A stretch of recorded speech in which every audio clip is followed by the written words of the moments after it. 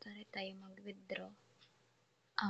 As makikita nyo dito sa host center, makikita nyo yung income analysis ko. O, diba? So, makikita nyo kung ilan yung valid live ko. So, nagsimula ako dito is nung February 6. Tapos, ngayon, hindi na counted ngayon kasi nga, ibang ano na yun. Ibang araw na naman ngayon kasi February 11. So, 6, 7, 8, 9, 10. Yan.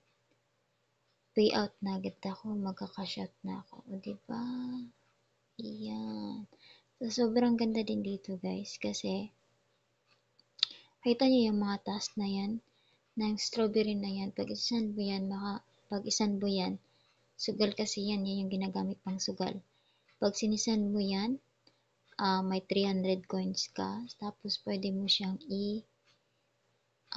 pwedeng maging i-trade sa kaibigan mo yung coins para maging beans. Tapos, eto, mag-withdraw na tayo.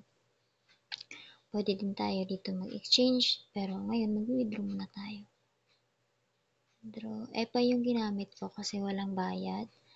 Pwede naman, ito yung available na withdrawal dito.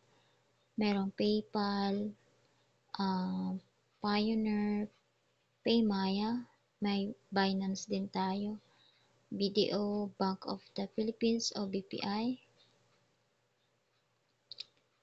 tapos Union Bank, Bank Card, and EPI, walang bayad, walang kaltas sa EPI. Tapos USDT and GCash. So, EPI yung gagamitin natin kasi nga kailangan natin ng cash agad. Dati kasi nag-cash out ako dun sa isang dun sa Binance kasi meron akong pinipinance doon. Ayan. So, automatic.